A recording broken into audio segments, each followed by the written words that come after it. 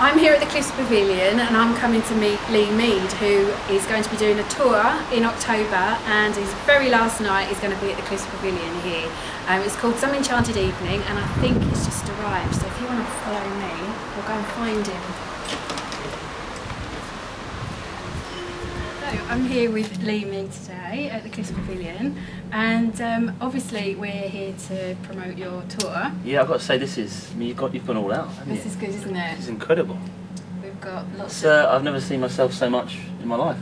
It's great. Yeah, thank you. But before we do that, can we just have a little chat about the fact that you come from Southend? I do. And hometown. Yeah. And about what life was like here before you did the Big Joseph thing, and how you got brilliant. into it. Well, I did work experience here when I was 15, and for 2 weeks, and I think over 100 people applied. I was over the moon, and I've swept the stage. Have you? At the Cliffs, yeah. Paul Driscoll works here. I know Paul really well. He remembers me as a young lad, and Joe Pasquale was on actually. He's kind of a good friend now at the time, and I remember meeting him and giving me advice when I was starting off. I was 15, young lad, and fast forward a few years, and I brought my show here. It's the third time now. I did Joseph the musical, 2004. I was in the chorus. Tommy by the Who, rock musical, and it's my local theatre. Do you know what I mean? It's where I'm from, and when I was about 9 or 10, I saw a photo of me in the Echo, the local paper, circled my tiny little head in this regional choir. Okay. So there was about 40 choirs on stage, about 200 kids, and I sung here for one night when I was about 9 years old. Yes, I circled my little head in the Echo. Yeah. Yeah, and I bet your mum's still got that in a scrapbook. Oh, she has. Somewhere, yeah, she's got it. She dug it out about 2 months ago. Do you remember this or something? So how about what advice would you give to youngsters who are studying musical theatre now in Southend? Because we've got so much talent here in Southend. Beyond the training thing, technique thing, it's about I guess I do a lot of workshops at big colleges in London now, and I'd say to the kids, just be yourself. Don't try to copy somebody else's style, especially if you're going to acting or singing. Yeah. It took me a few years to learn that, really, because if you look up to people you've admired and you want their career, you can almost mimic their sound or their style, but the most successful people find their voice and their way of putting things across, really. Yeah. So it's a key thing for me. So that's one of the biggest pieces of advice I tend to give. Yeah, just be who you are. Because you haven't just done musical theatre either, have you? You've done plays. You've done a bit of Oscar Wilde. Yeah, did a bit of Oscar Wilde. Yeah. Not bad. Southend boy, is it? No. Yeah, it's. How did you find that? Oh, it was so scary. Because it's quite different, isn't it? It was daunting, yeah, and especially at Bath Theatre Royal. It's like this prestigious theatre for plays, and it was the first night of the tour. I did a 4-month tour, and I was playing the lead. I had 147 pages of scripts. It's like Shakespeare. I spent 2 months on the script with the director before the first show, and I was so nervous. There was like Gary Wilmot, Darren Nesbitt, Kato Hara, David Ross. These stellar actors, respected actors. Yeah. And did the first read through on rehearsal, because I was off book. I thought I've got to be on this, and got their respect within the first week. And yeah, I learned a lot from that, really, and had a great time. Yeah. Yeah. Something that you probably didn't have to do too much research into was Caractacus Potts in Chitty Bang Bang, I'm guessing. Oh, it's brilliant. I finished last week. Yeah. Yeah. So how was that? It's incredible. I essentially being Dick Van Dyke for 5 months. It's like, but without the all good blimey. Oh blimey. Cockney. Yeah. Well, it's funny when a sort of dialect coach came in. Because Jason Manford, the comic, he's back on doing the role now, but he was... we saw Jason Manford here, unfortunately. Oh, you did? I missed out. It was a shame you couldn't have made it. I was gutted, yeah, because I opened in Milton Keynes, which is the venue after this, because it's a shame, but the dialect coach came in and said, just don't change anything, like you've got a nice Essex, London tone, it's perfect for the role, yeah. Not too Cockney, not too Mockney, or... Yeah. All cool blimey, yes. Yeah, because everyone thinks about Dick Van Dyke's accent was a little bit questionable. Just a tad. But he was brilliant. So yeah, but to play the lead in such a classic show. And with Carrie Hope Fletcher as well, Carrie, wasn't it, as Julie? Yeah, she's a very talented woman, yeah. But to flying the car 8-9 times a week. I've got a daughter, Betsy, who's 6, and she saw the film for the first time this year as well, and saw the show. And I saw the film I was at the same age, 6 or 7, and it'll be 50 years, 2018, since the film was released. Wow. And they're hoping to bring the show into the West End, so fingers crossed. Are you up for that part? Up for that one thing. Brilliant. So in the meantime, well, actually, after you've done your tour, you're going into Panto, aren't you? Yeah, putting the tights back on. Excellent. I tried to get Panto here this year because it's the same company, Kudos. Kudos, yeah. I can just walk That down would the be nice, seafront. wouldn't it? Yeah, Maybe next year. Maybe next year. Yeah, I'll keep nagging them, and then you've got to get rid of Brian Connolly first. I know, Brian. Brian. I asked Kudos because I've done 4 shows with them now, the company. I said, "Oh, do you mind if I can be considered for Southend?" I said, "Yeah, okay, I'll put you forward for that." Went really quiet, and I was like, "Oh, Brian is a bit disappointed. They haven't got in touch." And then they got in touch and said, "Oh, we're going to put you in the Palladium, yeah." Which is actually so incredible, yeah. much better. Really. Yeah, well, I don't know. I mean, Southend. Well, it's a big gig, obviously. Southend, the best. Yeah, but the Palladium, it's the first Panto in the West End for 30 years. It's and there's Amanda Holden's the fairy godmother, Paul O'Grady, Julian Cleary, myself, Paul Zerdin, who won America's Got Talent last year. He's a good mate. He's incredible. Paul's been doing it 30 years, and he went to America and won America's Got Talent. Yeah. He's just, his whole career's just gone. Brilliant. So he's a ventriloquist, yeah, and Nigel Havers. I know Nigel really well. He's going to be there. And then a cast of 25-30, full orchestra. Brilliant. And the set's going to be like over $500,000 for the set alone. So it'll be. That's going to be something. I can get back every night as well on the train, Southend. Yeah. You can commute. I'll just jump on the train. Isn't that weird? Though? Yeah, it's great. Yeah. It's just like, Brilliant. isn't that a bit of a come down when you've had that massive buzz of performing in front? It always is. Yeah. Every even the tour, every gig, because it's such a rush. I mean, for me, I just love making people happy. Those that know me, I just love people enjoying what I do. It just makes me I feel brilliant, and it's all high energy. And then you're in a travel lodge on Chesterfield after the gig, with a cup of tea or okay, right, we've got a bit of TV there. Yeah. But that's that's part of life. That's the way. It's the job, Cookie crumbles, I suppose. So come on then, let's tell us all about the tour. And well, it's all the music from your new album, isn't it? Yeah. So the fans wanted me to do a musical theatre album. I've always wanted to do a musical theatre record. It's the 4th one. And the reason I never released one is like John Barrowman, Michael Crawford, Michael Ball, all these guys have done the kind of Weber catalogue, like songs from, Les Mis, Starlight Express, and done them really well.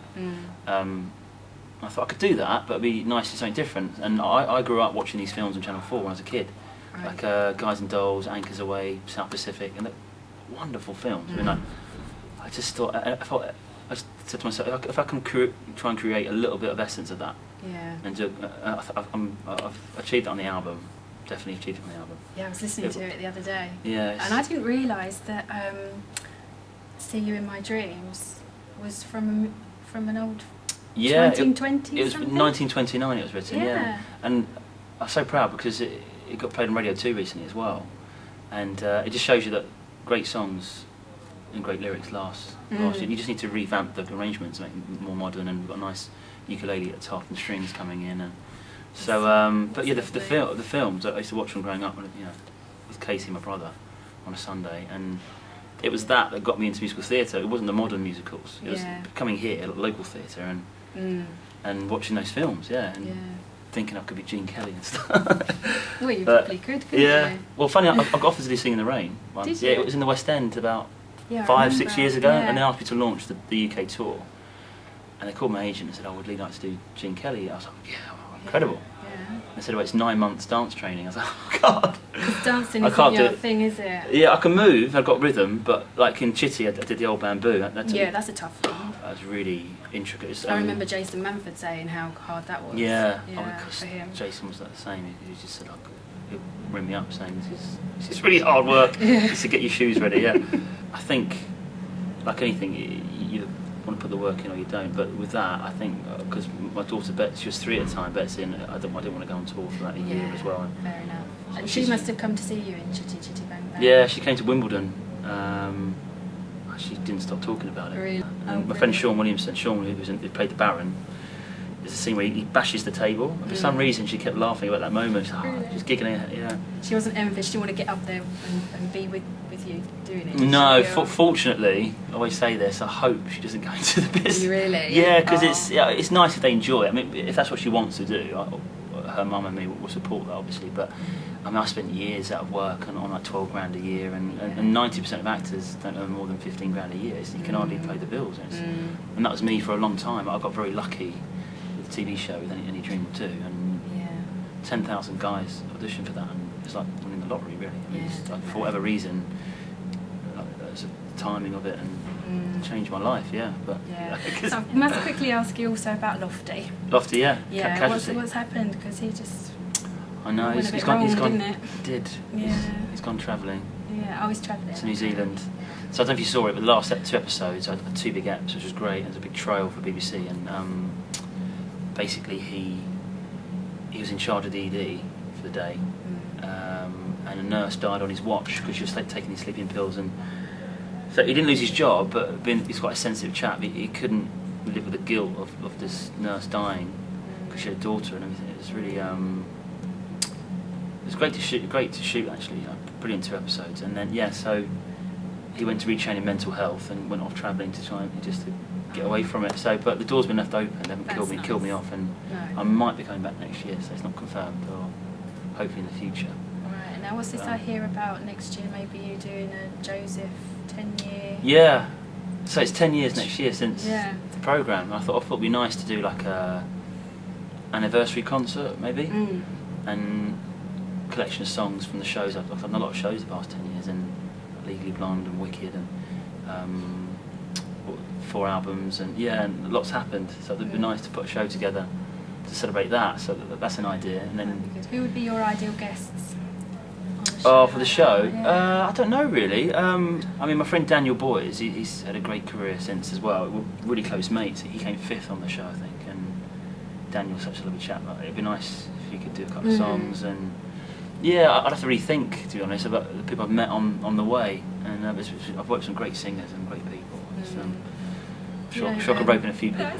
Let's get back to your Enchanted Evening. Thank you. So we're plug there. So you're actually starting this weekend, aren't you? Sunday at Leamington Spa. It's quite a small tour actually, because of the Panto at Christmas. I've been on tour 5 months, and I need to be around for my little one, for Betsy, for a bit as well. I've got weekends off, and I'm home 4 days a week, because my booker's like, we should be doing shows at weekends. I thought, well, because they sell better at weekends, but I think if people want to come, they're going to come, aren't they, really? Yeah. And if not, So... But you've got a great fan base as well, haven't you? You're Meadaholics. They're pretty hardcore. They're really good, aren't they? They're brilliant. They come and they see all my shows, they see all the tour dates, most of them, and they came at least once or twice a week from around the country. And there's a lady from Los Angeles and New York that comes over, one from Norway, Holland. Oh my goodness. Yeah, it's quite surreal when I talk about it. I think, wow. So I just keep doing what I'm doing. Lovely. That is lovely. So I start in Leamington Spa, and I'm doing like Cheltenham, Taunton, I can't think, Chester. Oh, they're there. Well, just a little glance. There's a few dates, and finish obviously Southend. But the last gig is quite naughty. But I've got a 5-piece band for the tour, but I've got the brass section for Southend. Which especially for Southend. Yeah, so I've got like a 10-piece. Lovely. Big old. Brilliant. That's going to sound cracking. Yeah, and the songs. I mean, the key thing I say about the show is that obviously I'm phenomenal. Of course. That goes without saying, really. No, but more musically, it's brilliant. If you love musical theatre, and if you love that era, it's just brilliant, wonderful music, and that's what's driven the whole show, really. And the band, musicians. It's got John on fiddle, on violin. He just, he's insane. He does this full-on solo for about 2 minutes, and the skill of these guys and their playing is just second to none. You've been with them for quite a while, haven't you? About 4 or 5 years, yeah. So I've done 4 tours now, so they've been with me the whole. So you're quite tight. Richie Blake on bass, yeah. Oh, not real Richie Blake. Richie Blake. No, Richie. Yeah. Yeah. Well, I wish you and Richie on bass and everybody else in the band the best of luck for the tour. And, thank you, lovely. Yeah, it'll be good, and please come along if you can. And definitely, we'll be there. Buy a ticket, yeah. Yeah, thank you, Lee Mead. Thank you ever so much. It's been lovely talking to you. You too. Thanks. Thank you.